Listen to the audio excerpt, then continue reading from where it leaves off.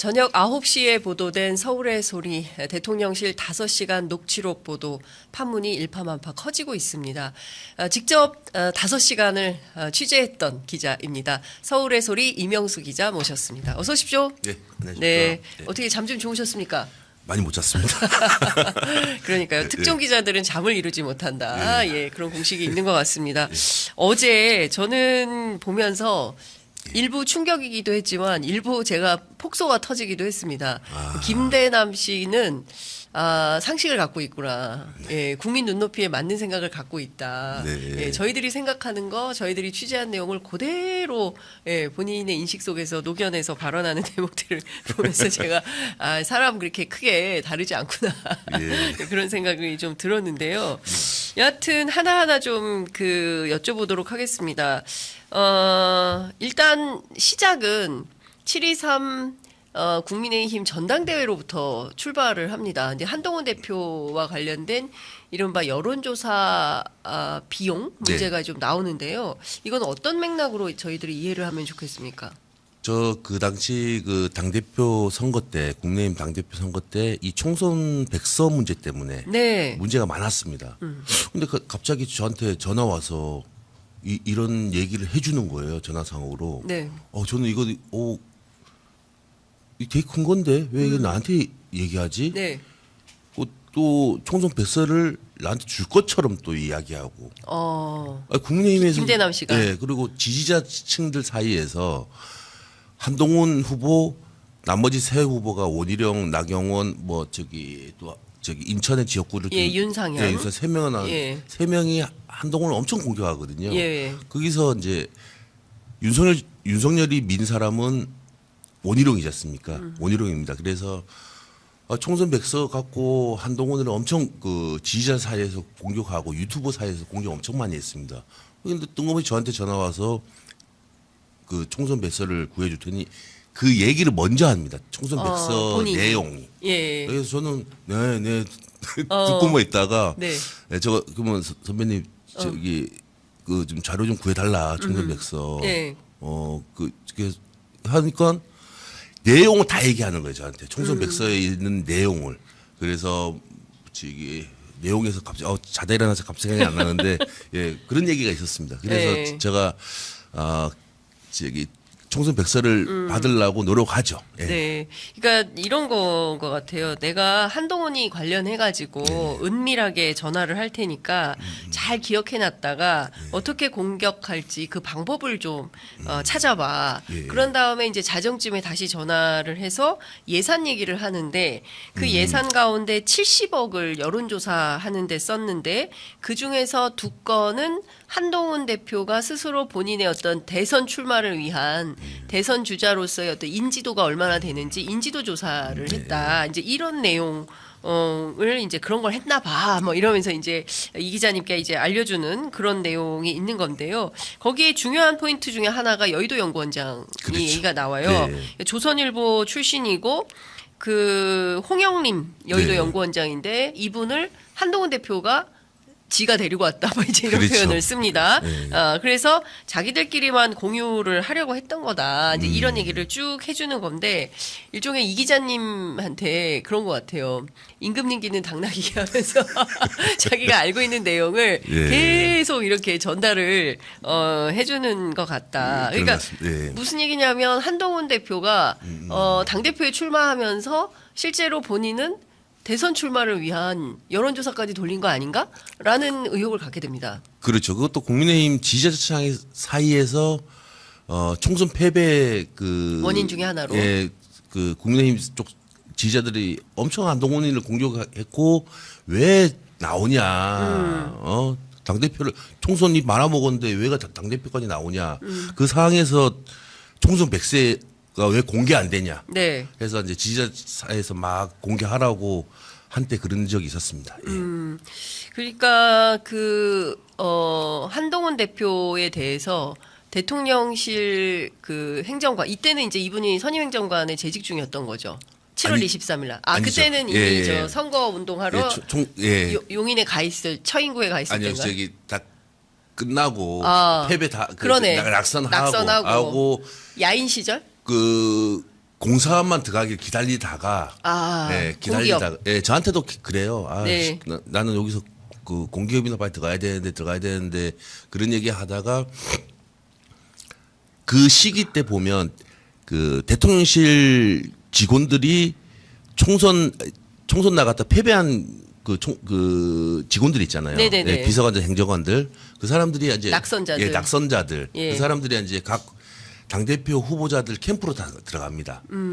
조금 그 당시에 우리 기자들 사이에서 얘기했던 게 대통령실에서 관리했다가 그 당대표 선거 끝나고 나면 어디 공기업 들어간다 그런 소문이 돌았기 때문에 그 시기였습니다.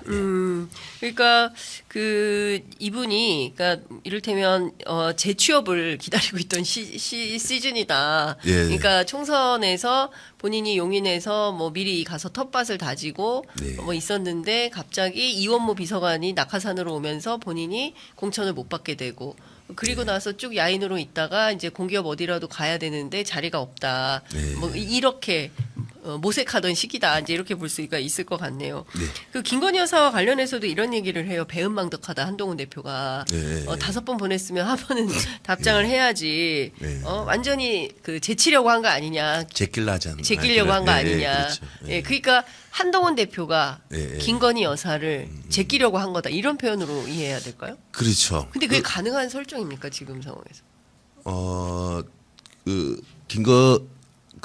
김대남 비서 같은 경우에는 대통령실의 측근인 그 황정호 씨라고 네. 황정호 비서라고 황정호 비서하고도 통화하더라고요. 황정호 비서는 황 사장 아들? 예, 황 사장 아들. 예. 제가 저번에 황 사장 아들은 그때 예. 그 동부산업전기라고 동해시에는 옛날에 윤석열 후보 시절에 윤석열이 검찰 예. 초임 시절에 강릉지청에 근무하잖아요. 예. 거기서 이제 만난 40년 지기 토공업자거든요. 예. 황종호는 이제 제가 저번에 나와서 고모라 그랬는데 고모가 아니고 예. 김건희한테 작은 엄마라고 부른다고 얘기하더라고요. 황종호 씨가. 예, 그 정도로 예. 되게 가족처럼 지내는 사이로 알고 예. 있습니다. 예. 김대남 씨는 이제 그 황종호 씨를 통해서 김건희 여사의 이제 동향을 계속 보고 있는 거죠. 네. 그래서 너 그 일시 논란 했을 때 너무 힘들어 하더라. 그걸 이제 김대남 씨한테 네. 황종호가 전달하지 않았나. 예. 하여간 중요한 것은 그때 선거 캠페인 과정에서도 이 원희룡 후보가 당시 한동훈 대표를 상당히 이제 그 적극적으로 공격하면서 요 얘기도 살짝 합니다. 토론 과정에서 예. 어제 보도에도 나왔지만, 예. 그러니까 전반적으로 보면 그 선거 과정에서 물론 이제 오늘 아침에 한동훈 대표가 서울의 소리 보도에 대해서 특히 이제 이 부분에 대해서 어떤 입장을 밝힐지 뭐 주목을 해봐야 될 것 같은데 국민의힘 쪽에서 뭐 어떤 연락이 오거나 이런 건 없었죠. 밤 사이에. 아직까지는 네. 없습니다. 그러니까 오늘 아침 뭐 아직 8시 38분 지나고 있기 때문에 오전 회의를 통해서 한동훈 대표가 어떤 메시지를 밝힐지는 좀 지켜봐야 될 것 같다라는 생각이 좀 들고요. 그 김대남 비서관이 예. 지속적으로 우리 이 기자님한테 이러저러한 정보를 내부자들만 알 수 있는 정보를 계속 건네잖아요. 네. 김대남 씨의 목표나 목적은 뭐였다고 보세요? 왜 이렇게 이명수 기자님한테 이런 내용을 상세히 전달을 했을까요?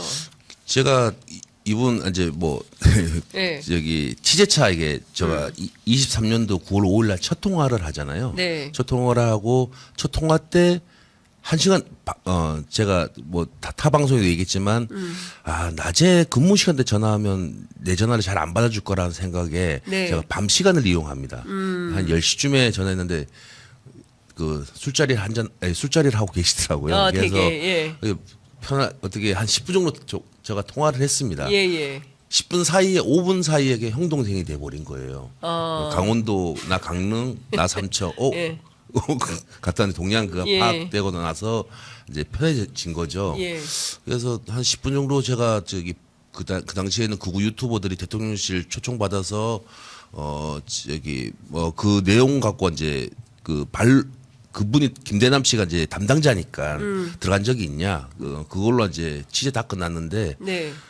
너무 좋아서 예. 이분하고 이제 통화했는데 뭐 저기 그 두 분 다 저랑 이제 김대남 씨가 이제 맞는 게 좀 느껴져 가지고 예, 코드가 잘 맞았어요. 예, 잘 맞아 가지고 이 기회에 한번 더 물어봐야 되겠다. 취재를 해야 되겠다. 예, 해서 전화 끊고 나서 제가 한 시간 있다가 또 전화합니다. 근데 또 받으세요? 술자리 했는데 또 이거 받아. 예. 그래서 한 30분 동안 통화한 겁니다. 예. 그 사이에서 이제 예. 그런 얘기를 주저리 다 얘기하더라고요. 저한테. 근데 보니까 왜 김건희 여사하고도 7시간 통화하실 때 보면 네. 동생 뭐 이렇게 김 여사가 이렇게 하잖아요. 근데 김대남 비서도 뭐 예. 저한테 아우라고 아우야. 아우 여기서 그래서, 예. 이명수 기자의 마력은 뭐냐, 뭐 예.